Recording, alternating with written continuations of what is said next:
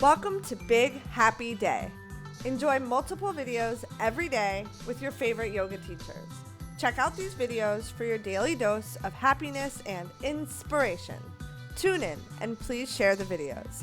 Everyone deserves to have a big, happy day.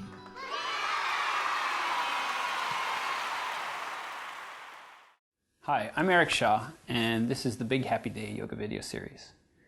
Today I want to take a chapter from yoga history and look at the Bhagavad Gita, which is arguably the primary source text for yoga, aside from the Yoga Sutras. They're kind of paired together.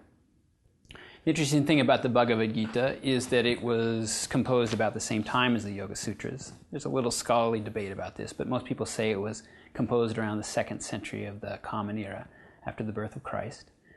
And what we see in the Gita is an approach to yoga philosophy which diverges greatly from the Yoga Sutras.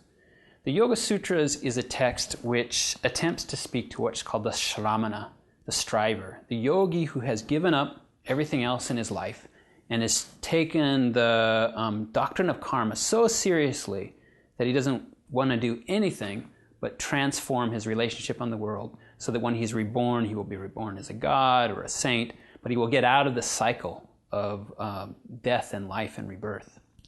But the Bhagavad Gita is a book for the householder. It's for the everyday person who's enjoying a life just like you and me, who doesn't plan to run off to a cave and devote his whole life to practices to transform himself, but would like to evolve in this lifetime.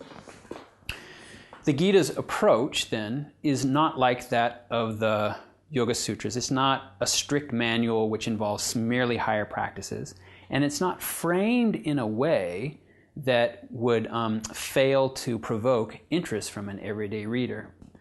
So if you go out and you decide that, you want to study the roots of the tradition, the Bhagavad Gita is a really good place to start because it's a short text, it's a lively text, and unlike the sutras, it has a drama in which the teachings are unfolded.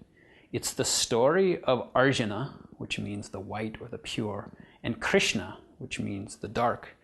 Krishna is the Lord, and he is also the chariot driver. So he's an incarnation of the divine who comes into human form. He's a king, and he's on the side of Arjuna, who is another king, who's fighting a bunch of brothers. They go out in the middle of this battle when it's about to start, and Arjuna has an existential crisis.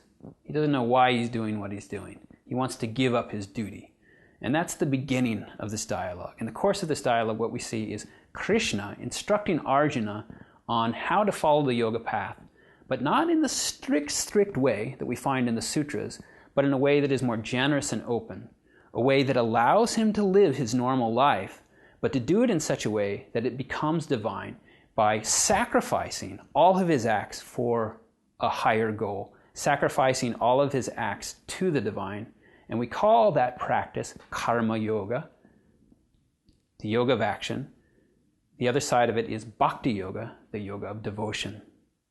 So bhakti yoga, karma yoga, the two primarily defined yogas in the Bhagavad Gita, are a yoga for the householder, for the everyday yoga, like yogi, like you and me. Not the shramana, not the striver, not someone who's giving up regular life for the path.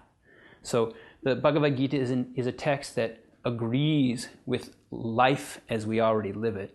An easy text to understand and to master, and one that I recommend that you read at some point along your journey. My name is Eric Shaw.